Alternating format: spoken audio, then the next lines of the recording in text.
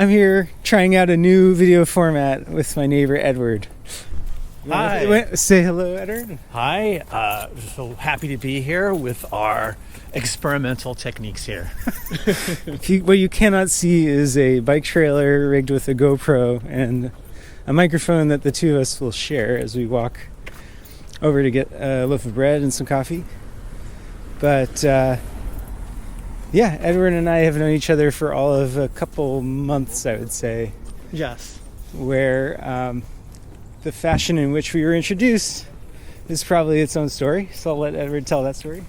Well, I'm trying to remember what it was, but I do know that we know a neighbor in common, and that was one of the main things. But the main area was that I was writing to the mayor at the time, and I wanted to figure out more about the ability to walk safely in San Mateo. So I figured I would reach out to the mayor and write a note, and she wrote back almost immediately and put me in touch with Max here, and we met and had coffee, and we're off to the races now. Yeah, well, I know you and I share the same concerns, I would say, about how we want to see our neighborhood and our city look maybe a little different, or at the minimum be supportive of more walkability, I guess. Is there more to it that you would say? No, I agree with that. It's really having us being conscious of the landscape that we inhabit, what's around us, what can we do to make it safe for everyone, for bicyclists, for pedestrians, for school kids, for the elderly. And, I'm constantly thinking this way. It's a bit of a curse as I go around.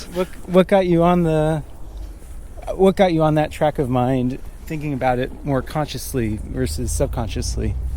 Well, as I've told you a little bit, my training is as an archaeologist. That's how I've spent a lot of my career. So I'm a little obsessed with looking at landscape and see how things have changed over time, and questioning how things got to be the way they were. It's just something that we do. And also realizing that the things we have around us are not always going to be the way that they are. That we may have this sense that things are fixed because of our brief lifespans, relatively speaking. But things can really change quite rapidly. And so just conscious of our environment all the time. So I'm always looking around at things and saying, why is it that way? Why does it have to be this way? And what can we do to change things if we want to? Well, I know you have, had a long career in museum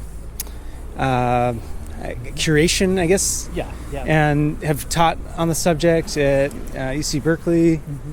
Maybe you still are. I'm not totally sure, but I know that you've also done some specifics around this area and region's history.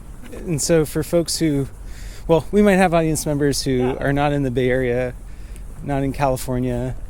Do you mind telling folks a little bit about what our neighborhoods, you can make it as long as you want, but I know the history goes back quite a ways. But for folks who don't know where San Mateo is, what's the history there, maybe up to the present day. Do you mind giving a 101? Well, yeah, I'll talk about what I know. Yes, I am a museum professional as well as an archaeologist. So I'm a museum director and trained as an archaeologist, and I spent a lot of my time training students about preservation and the importance of preservation. And what does that mean, both with physical objects and also with landscapes? So that's a big part of my career. The other part has been actually doing field work and taking care of collections that are generated through archaeology. One area of expertise I have is San Francisco Bay Area archaeology. So along with my colleagues at UC Berkeley, we're still working on projects. I was just over there yesterday meeting with our lab group, and we're working on trying to figure out how long some of the sites that were occupied by native peoples, when they first were occupied, how long they were occupied, what were they doing on them, and bringing them up into the present as well. So I'm getting stuck a little bit back in the ancient past, and I tend to do that. But we have to figure out what all the layers are. And there is very little knowledge I've found in the public about what was going on here before Europeans came. So one thing I like to start out by saying in this very long recitation I'm giving right now is, until 1806, which is the blink of an eye, sure, we'll go right here, until 1806 AD, or CE, as we like to say in archaeology, Common Era, we had people living in native villages all around the Bay Area, the early part of missionization. So to me, this is just a real grounding point to think that relatively recently, our landscape was very, very different, and how things changed so rapidly once we had missionization take place, once we had the gold rush. We have done an amazing amount of alteration as humans to our environment in a short period of time. So I'm going into that because that is sort of my framework that which I look at everything. So when I look at historic resources, which is what we're looking at right now, we're on North San Mateo Drive walking towards downtown, it can't help but color how I look at the long history of things. So when I'm looking at the archaeological record, of which I have a very good sense of where resources and sites are in San Mateo area where we are, which is pretty much one of the largest cities here on the peninsula near San Francisco Airport in California. You can see all the decisions that were made when early buildings were put in during this time, right after in the early 1800s and the mid 1800s, that are still with us today. So I'll give you one example, and then I'll pause to give you a chance to talk. is where El Camino is located, our major north-south street that goes through all of the towns on the peninsula south of San Francisco, is located really where the first dry land was. This is why the street is there. First dry land from the Bay Shore, or these cities on the peninsula are all along the San Francisco Bay Shore.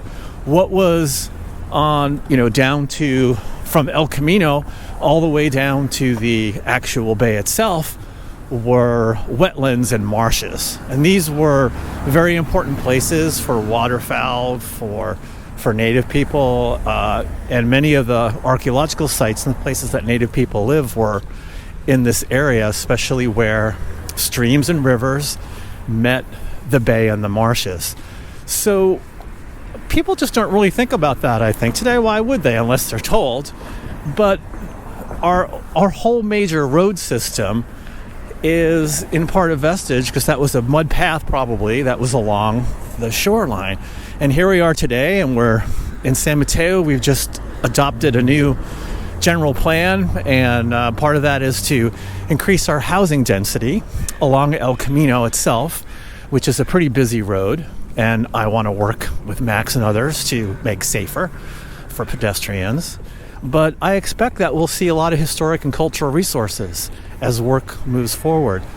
That's not a happy thing to say, because it might be impacted or destroyed, but also people also don't like to hear that because it gets in the way of development. So there's my cue to take a breath as we come to Baldwin Avenue. Yeah, maybe I'll pan the camera to show exactly where we're at. We just walked down, like Edward said, North San Mateo Drive, which is one of the main north-south routes. This is one thing that makes me really unhappy. Yeah. I was saying, look at this. This is one of the things that makes me unhappy as a pedestrian. We've got this extremely narrow pathway here with cars right as you're walking, and this fence that's inflexible. Now, I don't know who the property owners are. I'm sure it's very important to have a parking lot here for it. But if you're a pedestrian trying to walk downtown into the major route, this is something that I find highly annoying, because you can only have two people come at one time. If someone has a wheelchair or something else, it's very hard. A few times I've had to walk in through the fence and go through a car. So this is just a small thing, and there's no bike lane here, and this is our major access to downtown. Now, this is off the topic of archaeology, but I'll get back there. That's what always happens with me. I mean, I think geography and archaeology are extremely interlinked. I took an interest in local politics and followed it closely starting a couple years ago, and I followed it through a city council campaign, so folks who ran for seats on the city council, including the woman who prevailed in her race and became mayor, who introduced Edward and I. But I was curious about a fellow who ran against her, and who I happened to take a class with through the city. The city of San Mateo offers a free class to not just residents, I think, but called City Services Academy, where you meet the departments that run the city or provide services in the city, from police, fire, public works, parks and rec, etc., library, the list goes on. But I met this guy who'd run for city council against Lisa Diaz-Nash, our then mayor, who introduced me and Edward. And he had some really interesting sets of interests about the city. And one of them was actually the intersection we just stopped at.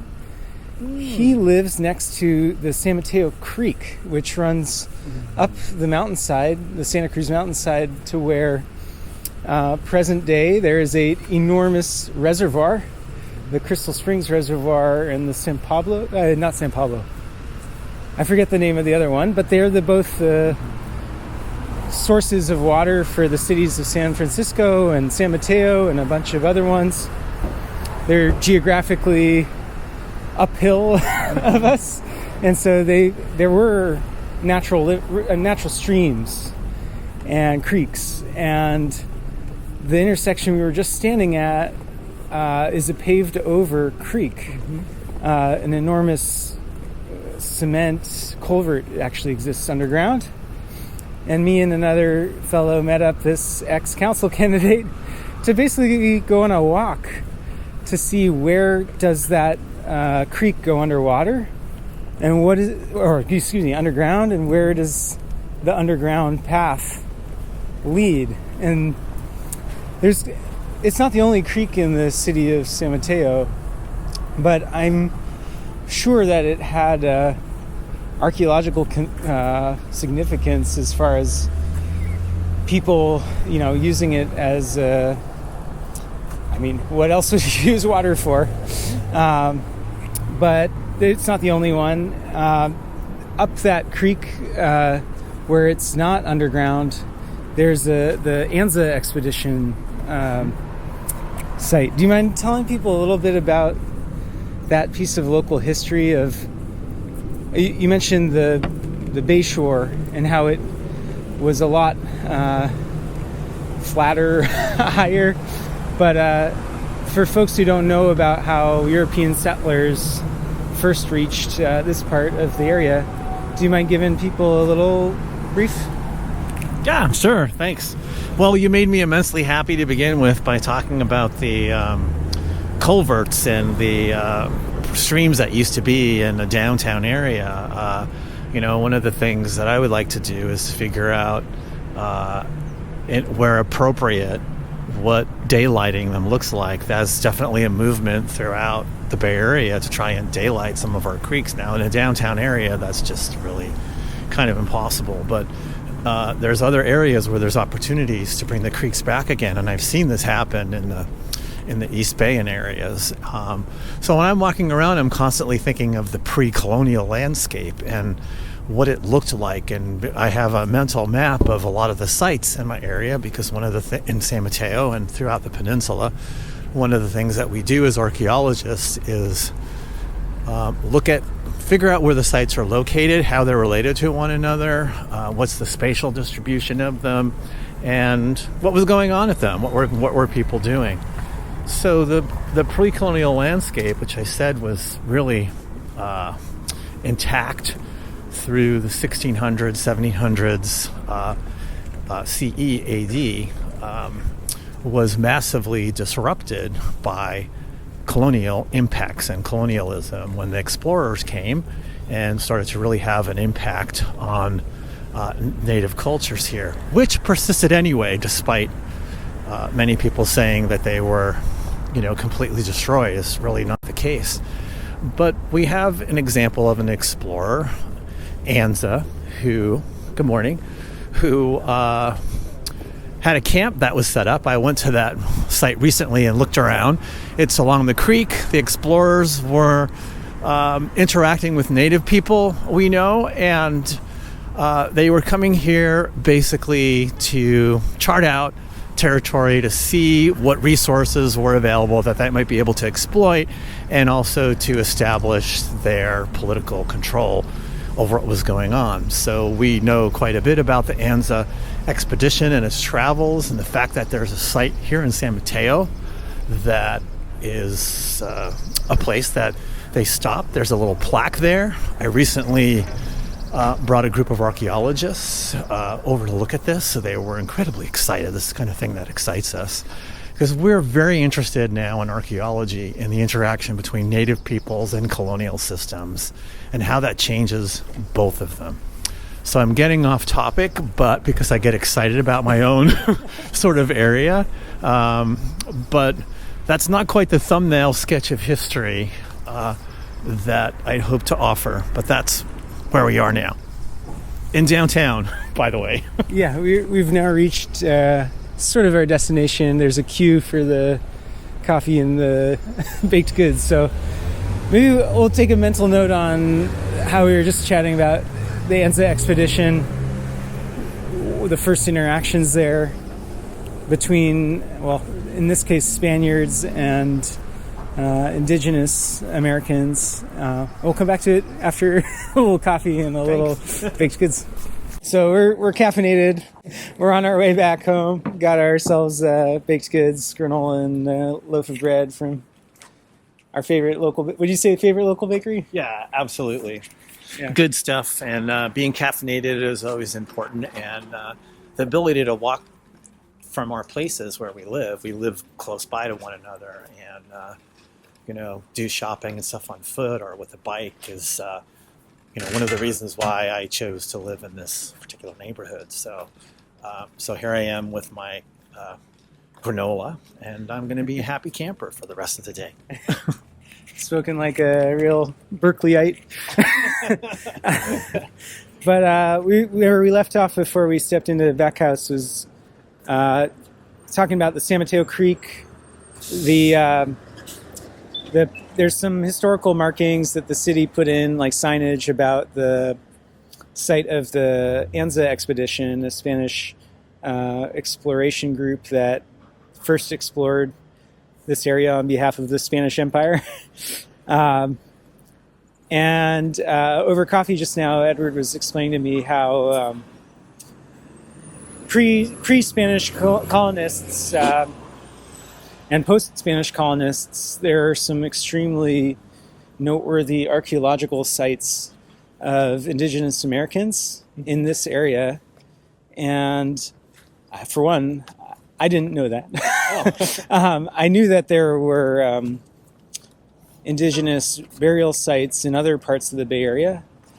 And I, from my limited reading at the library, essentially, I knew that the population of indigenous in this area pre-European settlers was not huge. Like the communities that existed, well, I think they were largely or almost all migratory. Is that right?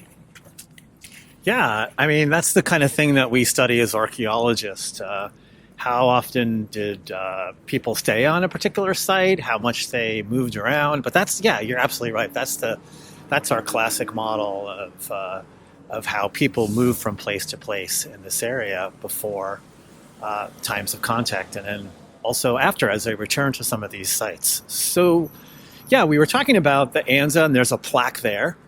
And, there's, I'm always interested in making our plaques and historical markers a little bit more robust, I would say. So I'd be really interested in sort of making our signage be a little bit more that we have around of our historic and cultural resources, a little bit more robust than they are. We have a really nice down in the park. I got to think of the name of it after we meet, Max, down on one of the Bayshore parks. There's a big dog park with a big mound up there. Yeah, Seal Point.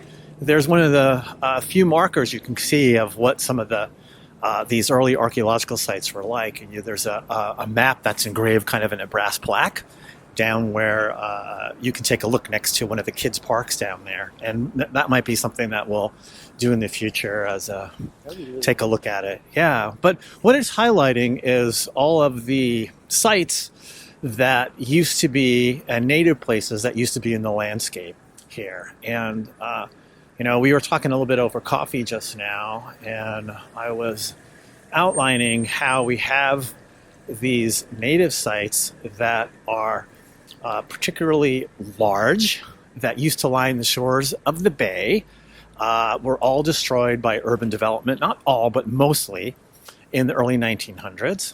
And they had been in place, and this is surprising to most people, they had been in place in some of the same locations for thousands of years. I've been doing research over the years with some of my colleagues at UC Berkeley and other archaeologists, and we're able to establish that some of these sites, have been around since 4000 BCE.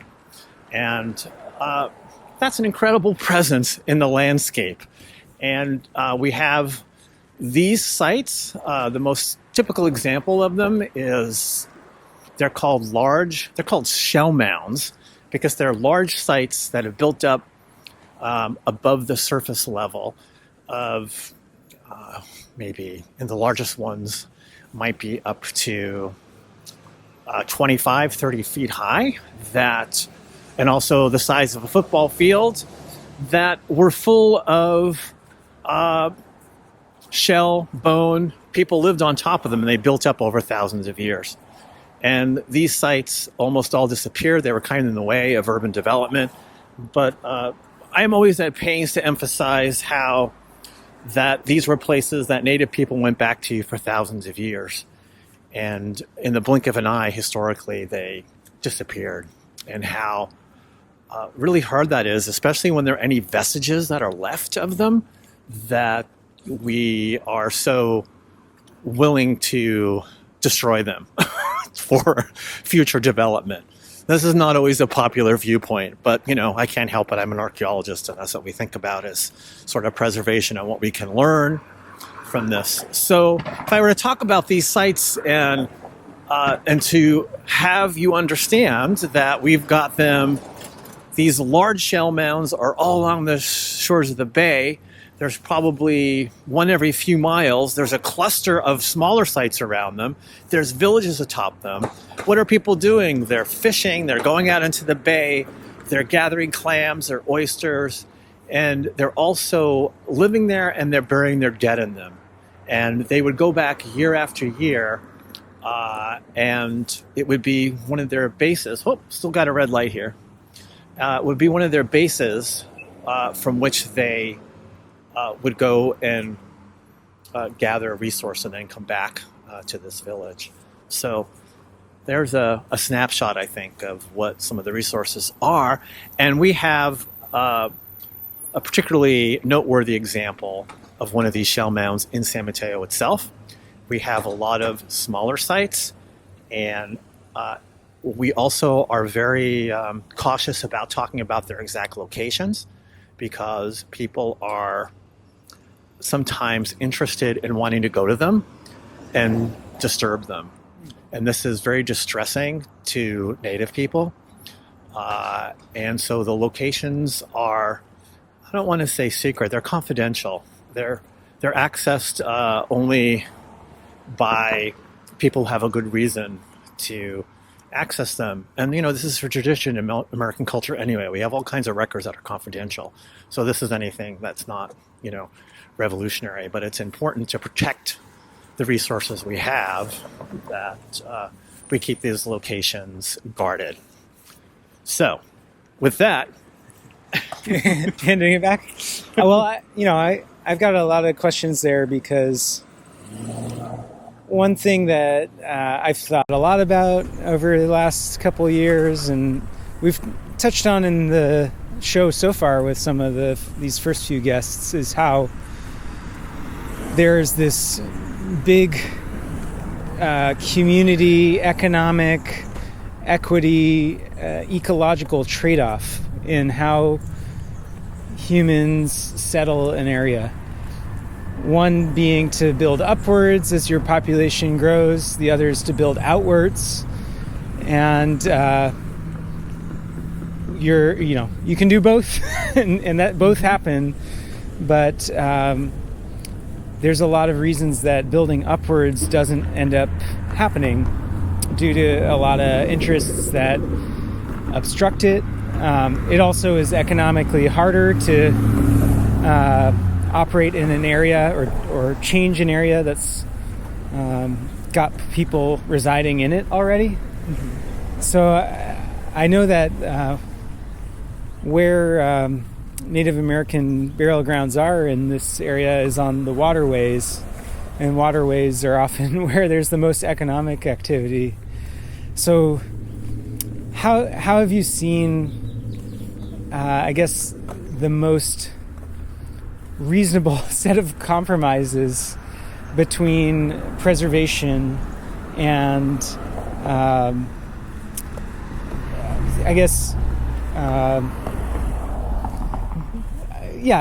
how can communities move forward with preservation and making a community amenable to density, which is tied back to the beginning of our conversation of walkability. If a community isn't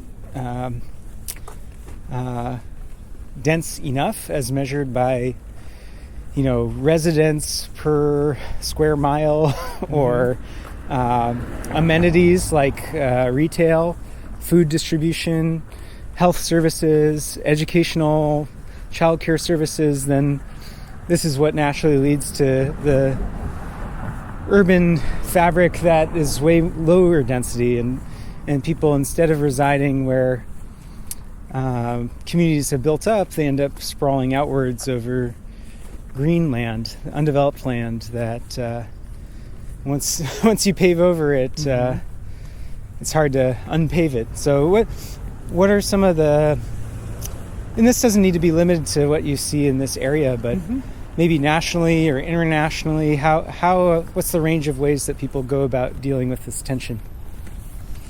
Such a great question. I think, and that's such a helpful assessment of the overall situation and the balance that has to be struck today.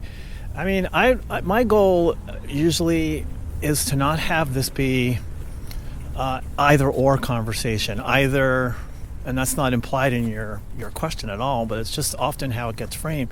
Either we have development or we preserve.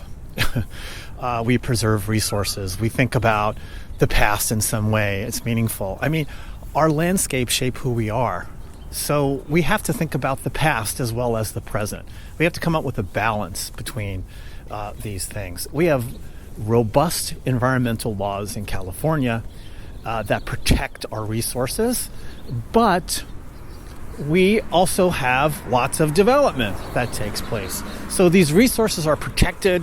Cities like San Mateo, workers and people who work in the government are ensuring that these resources are protected.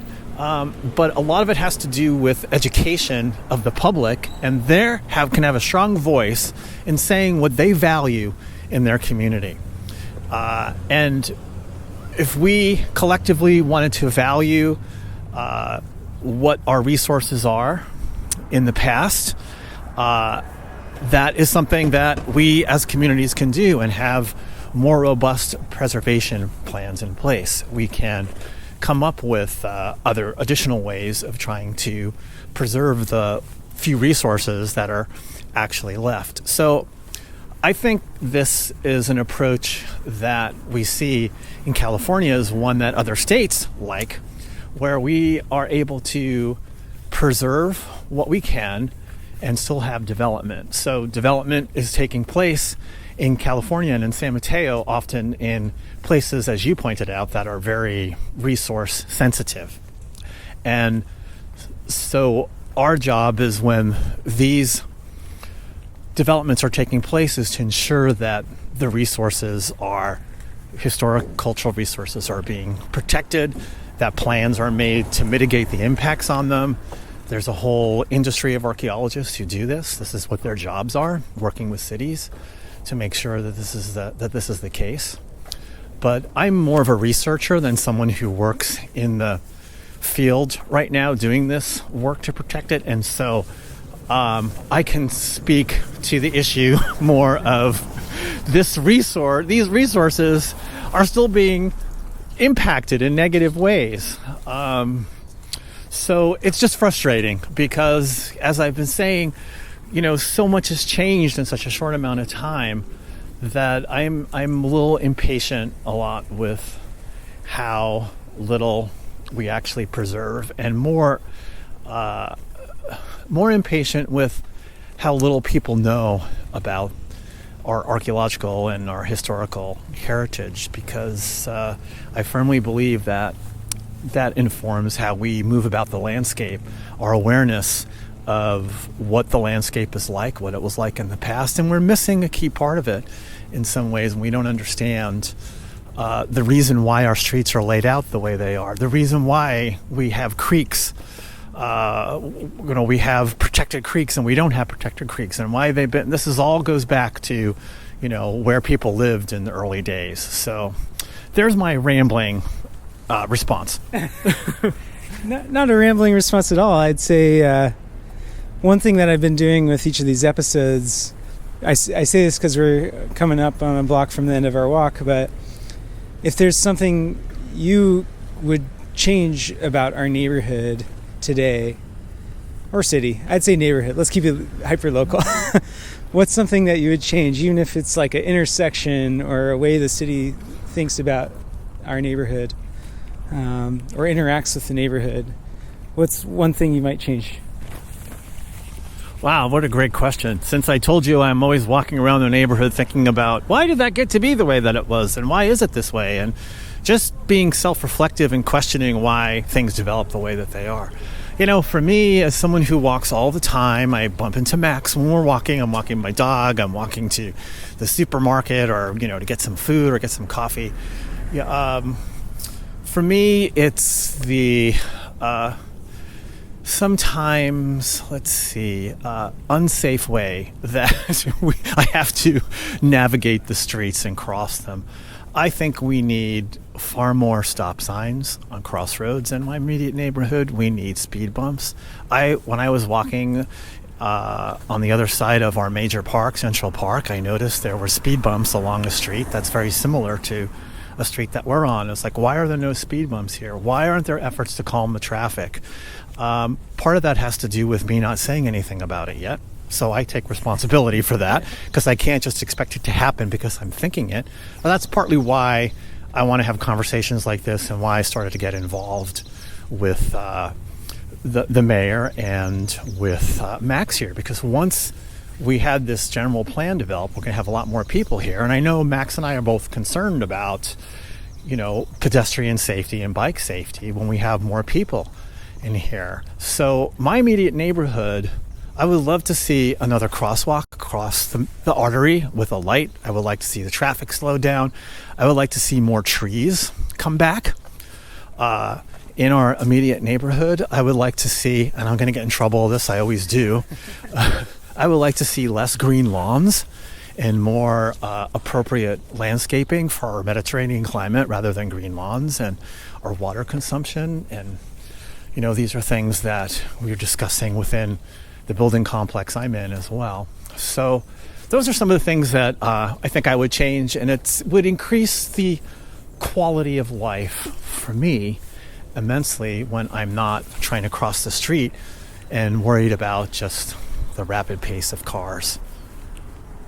Makes sense. I think we'll call it there because we're at the geographic limits of our walk, but I'll try and get some answers to your questions about, why are there speed bumps over there but not here? I can, think of some of the reasons why they might not exist yet, or what it might take to bring them into existence, but we'll leave it there. I appreciate it, Edward. Thank you. Thanks so much. This has been great fun, and thank you for all you do, Max. Oh, likewise. All right. See y'all.